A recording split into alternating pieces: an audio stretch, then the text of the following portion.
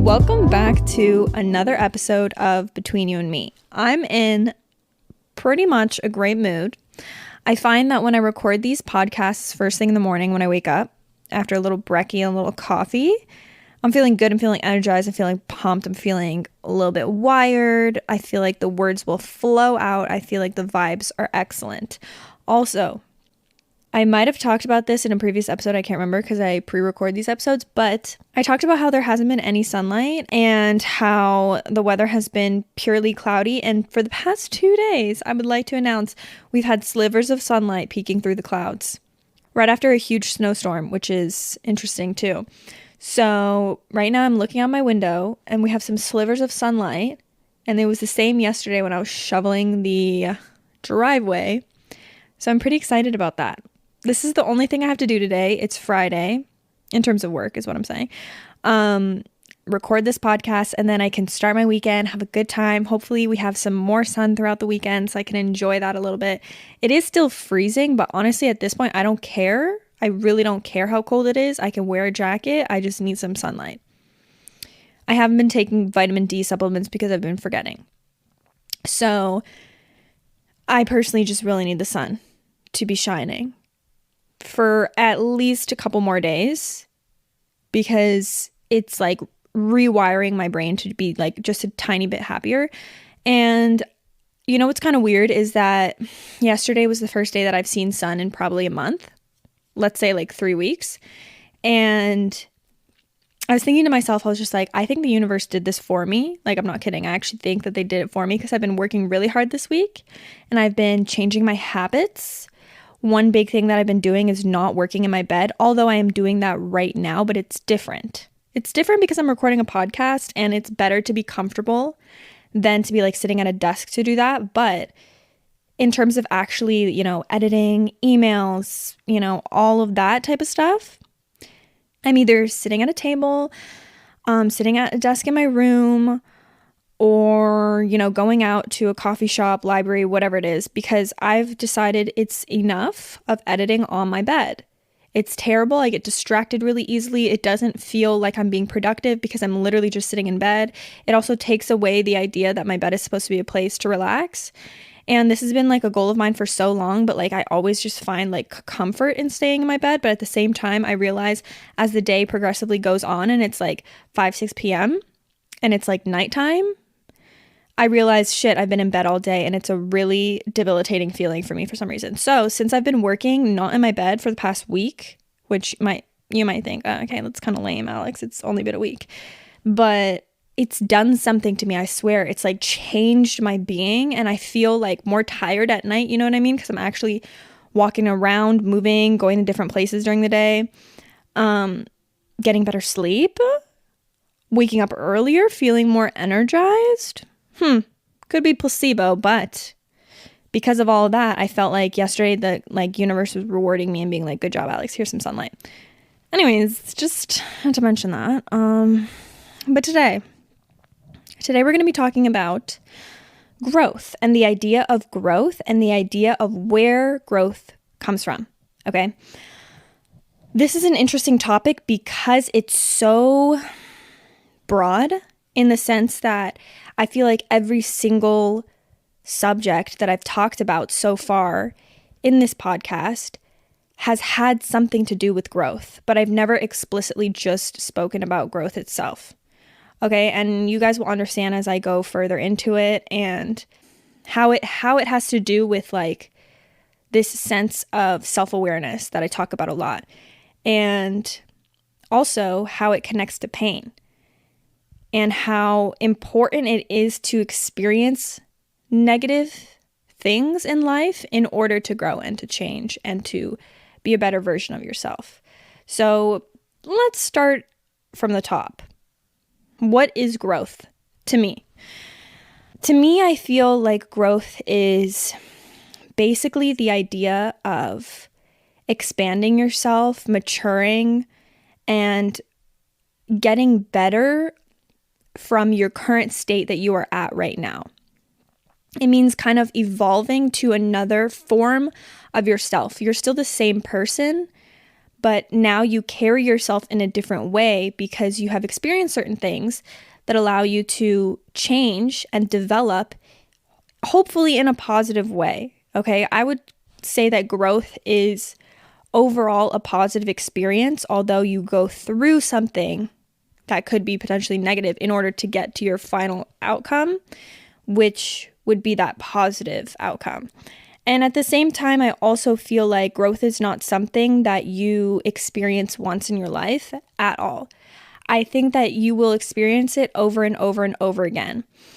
To me, at least from what I've experienced in my life, it feels like after a certain point of like getting into adulthood, I started to be a little bit more self-aware and a little bit more present. And it could have been because I went through really tough and lower moments in order for me to become more self-aware. And then it's been somewhat of a cycle since then.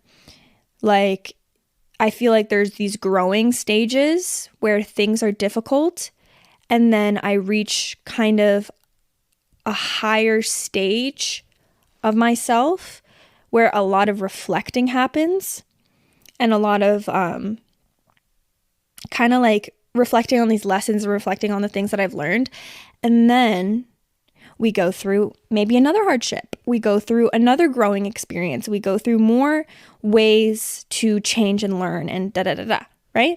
So it's not just physical change, right? Because growth, of course, you go through puberty, your body changes, you grow in that way.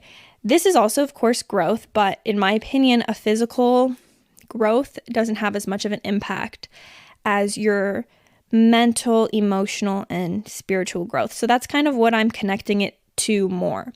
Because obviously the statement growth is painful, or growth can be painful, can definitely have to do with physical growing pains, right? When you're going through puberty. I actually don't really know what growing pains are. I don't know if girls go through that as much as men do. I've heard guys talk about growing pains because, you hit puberty, you get really tall. Okay, sorry for this weird intermission. It's not really an intermission. I had to restart a new recording. I don't know what's going on with my recording thingy, but it literally just said like file blah, blah, blah. I don't know. So I had to go back and listen to it and see if it got cut off, and it did, as I was talking about growing pains and physical growing pains. But I think that's not the point of what we're talking about today, so it doesn't matter. Sorry about that. I really got to figure out what's going on with this thing, because if this continues to happen, it's going to be really, really annoying. Anywho, we're jumping right back into it. I mentioned this a little bit earlier, but I want to talk about a time period in my life where I feel like I was a bit unconscious to the idea of growth and to the mature perspective of what it's like to just grow as a human being, right? I mean, I'm early in my 20s, so it makes sense that I had a time period before this in my teenage years, in my very, very early 20s where, okay, I'm in my early 20s. I mean, in like literally like turning 20 years old. During that time period where I don't have a lot of memory of myself being a person that would reflect, or a person that would think about deeper things that have a lot to do with growth. Okay. And it sounds weird, but I feel like everybody, unless I'm very unique in this situation, but I feel like a lot of people have a time period of their lives when they're ignorant to things.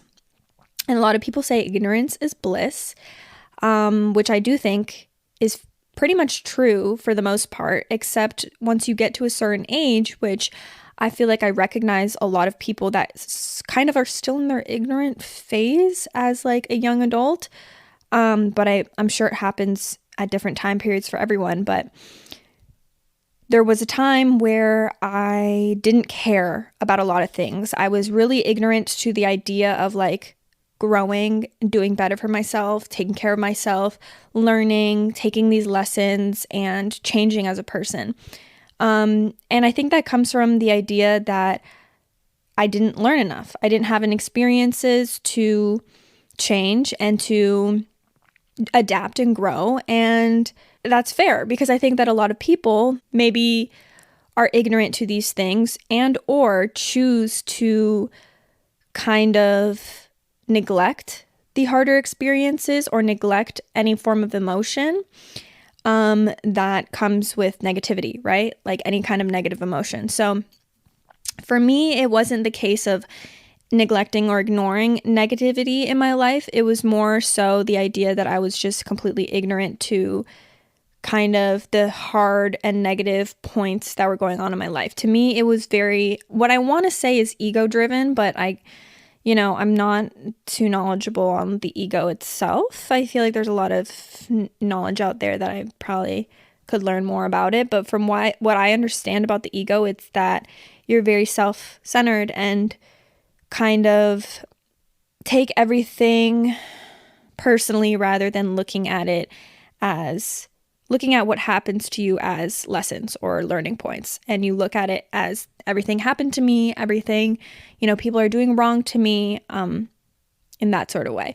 So I feel like in my I feel like in my, 18, 19 time frame of age was definitely when I would reflect in a very subtle way and be like, my life hasn't changed much. And I would really dwell on that fact, which is interesting. I would be like, my life hasn't changed much. Nothing much has happened to me. Like, I don't feel very different. I don't feel like my life is any different. And I would kind of hate that fact, which is weird. I would be like, I don't feel like a different person. I don't feel like I experienced much this year, or I don't feel like I've experienced much in the past couple years of my life, blah, blah, blah. When in reality, I wasn't really taking any of the experiences that I went through and changing from them. So it was more of a personal problem, because you don't have to go through the most dramatic and craziest experience for you to learn and change.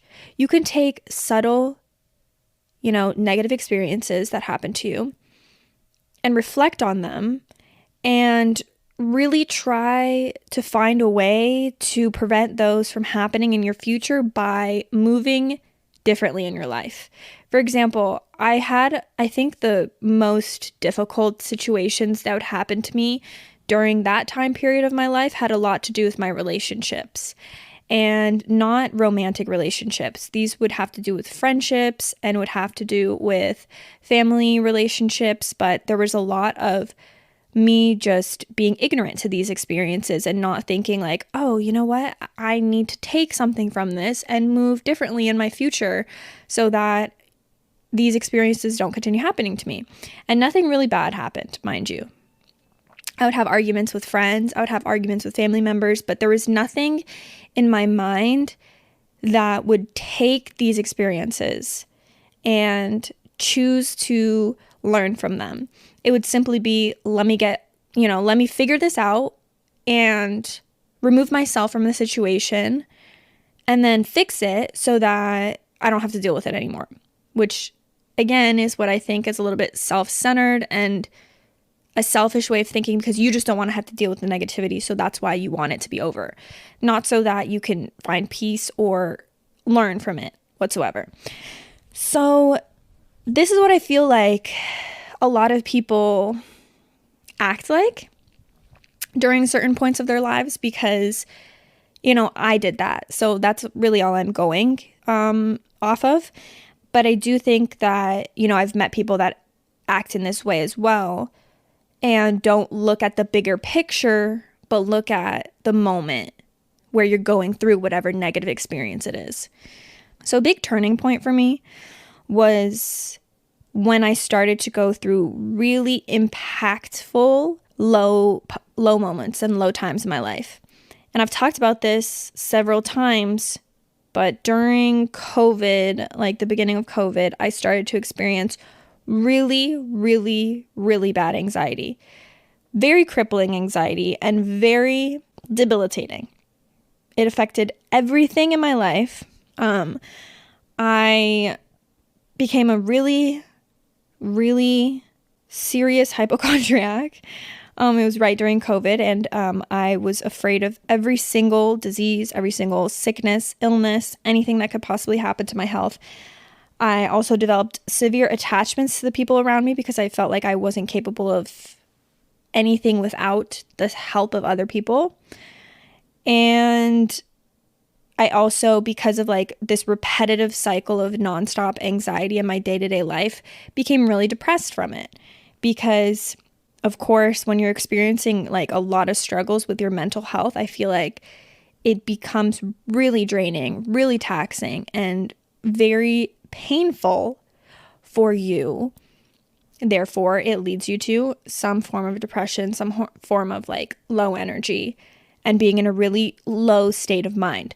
So, using this as an example, I think that sometimes the only time that growth can really be achieved is by experiencing these negative things and then using them as a way to learn and grow.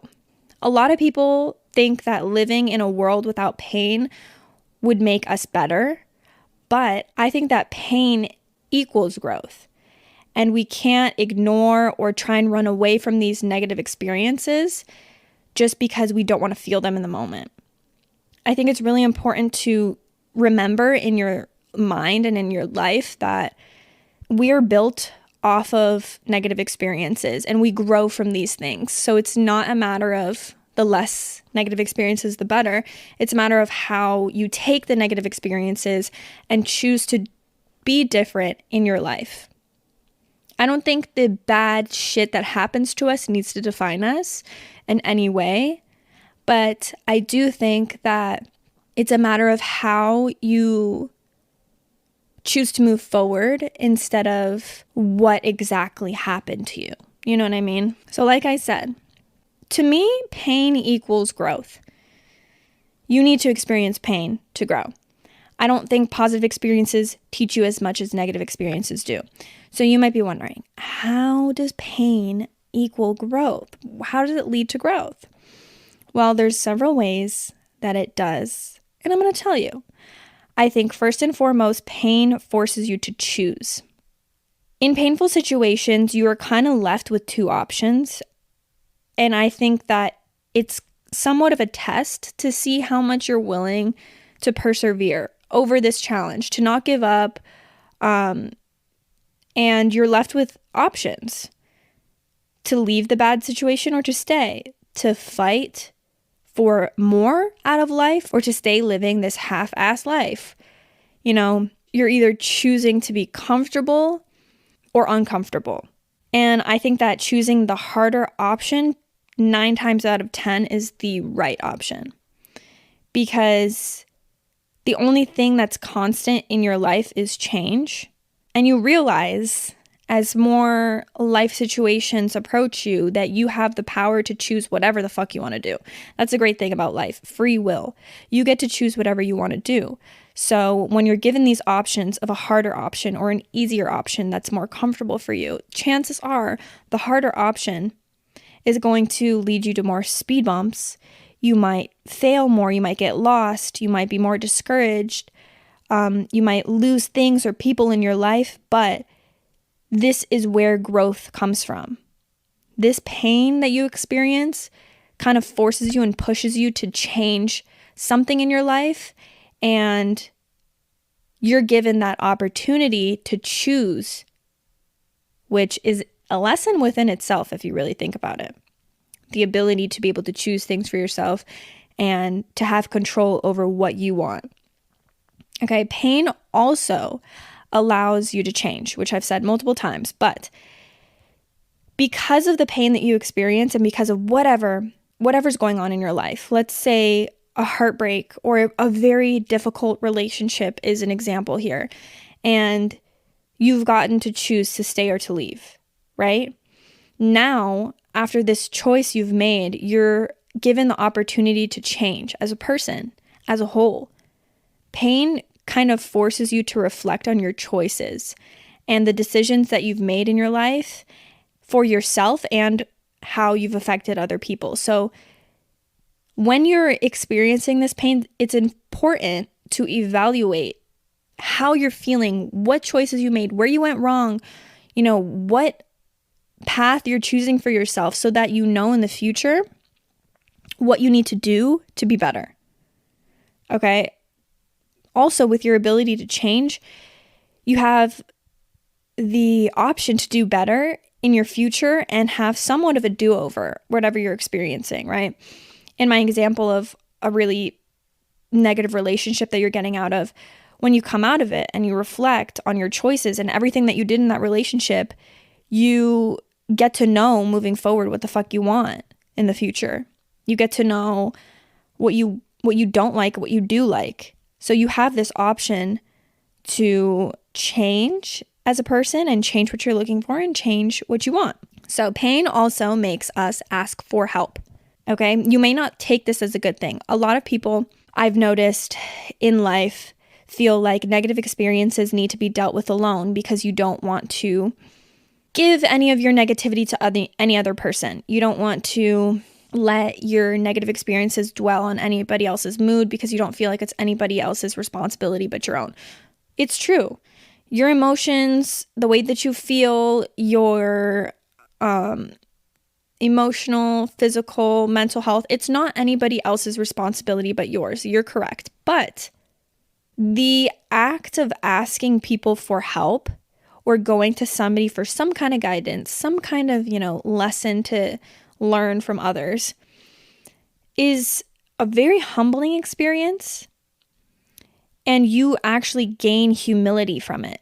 You get to hear and learn perspectives from other people. You get to hear different interpretations of a situation, and a lot of times you're able to see something in a different light because everybody's brain works differently and everybody's perspectives of things are different based on their whole entire history and their past and how they grew up. So learning from other people is probably the greatest superpower that we have as human beings because we're all so different. And when you only focus on, what you know and you think that you know everything and you think all the lessons you've learned have taught you everything in the world, you're probably wrong because there's thousands of other experiences that you haven't been able to experience firsthand. So other people have different insights, and not saying their insights are better or worse or they're smarter or more intelligent. They're just different. And sometimes learning something different from someone is such an advantage to you that you wouldn't realize. So there's a real strength in asking for help and gaining the knowledge that you one day could give to someone else and help someone else, okay? Now, from all of this, all of these things that pain, all these situations that pain puts you in, giving you a chance to choose, giving you a chance to change, and giving you a chance to ask for help, this is what I mean. This is the collective reason for why pain causes you to grow. Because sometimes you need to find yourself in a painful situation, so you're forced to find a way out of it. Now, taking my example again, when I was really experiencing this low emotion and really, really shitty time where I was just stuck in this cycle of anxiety and it was nonstop. And I'm telling you guys, it was like 2 years of my life where, it started off a lot worse, but the more that time passed, I was still experiencing such high levels of anxiety. Like, I experience anxiety still to this day. Like, I'm still like waking up, I'm anxious as fuck. But the difference is that I don't let it control me. And at that time, I let it control me. I talk about all of this in great detail on my anxiety episode, which is the first episode I ever released on this podcast. So if you want to hear more about that, you can go and listen to that. But during that time frame, I was at the lowest that I've been thus far in my life. And it was a chance for me to decide at a certain point. It took a while, but it was a chance for me to decide that I just needed to find a way out of it, and I was willing to do whatever it was to find a way out of it. And my biggest tool in that situation was to reflect. What was I doing? What was happening to me? What relationships was I in that maybe could be causing this? What situations was I putting myself in? There's a huge element of perspective that you gain when you take a chance to be self-aware and you take a chance to reflect on who you are as a person and why maybe you keep ending up in the same situations, why you keep feeling the same way, why you keep repeating all these negative experiences in your life, maybe because there's a lesson there that you're just not learning. And once you take that chance to actually experience that painful situation in depth because you're reflecting on it and you're thinking about it a lot and you're feeling all your emotions, when that happens to you, you're finally in a position where you're almost forced, right? Because you've hit your lowest of lows. So you're almost forced to find a way out of them. And you'd be surprised. I think us as human beings, when we're forced in a corner and we're at our lowest spot, is finally when you make a change and finally when you realize, all right, I'm sick of this shit. I want to change. I want to do something different. And when real growth is experienced. Okay. So luckily, the good part of all these negative experiences or these low points of your life is that because you've grown, you have this ability to find ways around obstacles in your future negative situations. And for the most part, you'll find yourself not being in the same experiences and not experiencing the same negative things because you've learned. It's an amazing thing, us as human beings. When we experience negative things, we kind of hold on to them a tiny, tiny bit because they're now lessons that we look back on and we realize, okay, I don't want to be in that negative situation again. How do I move forward and make sure that I don't put myself in that same space? And what do I need to do in my life so that I'm not in the same space in the future? Pain builds our knowledge and experiences and gives us tools for future success. So you have less ignorance, you go within, you figure things out about yourself, you investigate your feelings and the situations that you've been through, and then you're able to look at things differently. Your brain functions in a different way. Your feelings change about the world, about life, about relationships, about everything. And because of this pain, you're able to build experiences, and with experiences and lessons, we are wiser. Okay? The obstacles and shit that we go through today and things that hurt us and setbacks can serve you and even protect you in the future. And this is a big lesson learned throughout my life because it's something that when you're ignorant to these things, when you're not self-aware, when you don't take the time to look within yourself and how these negative situations have happened and how you've been a part of them, you don't progress in any way. You don't grow internally as a person. Maybe you're growing a couple inches as you get older, but you're not growing within yourself. So my lesson to you guys is to not run away from negative experiences. Don't be afraid of negative experiences and don't shy away from anything that brings you a little bit of anxiety, a little bit of pain, a little bit of stress, right? Because I so strongly believe that we don't change and we don't grow without these things. And it's an inevitable part of life to be put into shitty situations, to find ourselves in another heartbreak, or to find ourselves losing a person in our lives, or to find ourselves losing an important job that we really loved, right? But with these shitty experiences, with the hardships, with the heartbreak potentially, with the loss of something, comes a lot of wisdom. And we are driven to learn and to do better. And with growth comes better things in your future. And you can look forward to more beautiful things and more special things that you'll get to experience because now you know, right? You know that you're not going to go to that job and get that job with that shitty boss just because you want to make more money. You're not going to go date somebody that doesn't meet your exact expectations and doesn't, fulfill everything that you want in a person because you know that, that person might hurt you in the future because you're not compatible. You're not going to go and make a friend with a person that's not willing to give you all their time the same way that you are. These are advantages for your future, Now you know this shit. Now you're not going to put yourself in the same situation. You've grown as a person. You know what you can do in the future to help you. And you know how you should act in these future situations to be the best person that you can. It's a beautiful thing, really. And I think that when you look at life in this way and you look at these painful experiences as lessons and as somewhat of blessings, because I know sometimes there's just negative experiences that will just hurt, right? But a lot of the time, some of them can be twisted in a certain way to look at them as blessings of sorts that bring you different things in your future, that just because you lost something doesn't mean that you won't gain something so much better in the future, okay? So pain equals growth. And, let's look at it this way, because it's a lot more of a nicer way to look at it. Am I right? It's a very positive way to look at things. It's definitely a mindset shift, in a sense. And yeah, that's all I got for you guys. This was very quick. This was very speedy. I planned this episode out really concisely because I wanted to make sure that I actually talked about this with a good flow and good wording and such, because it's a complicated one to kind of explain, and it's different. It's a different one. This whole entire episode I've been itching my left eye, and I really don't know what's wrong with it. I think I might have touched my cat. I'm slightly allergic to my cats, FYI, to anyone that's wondering.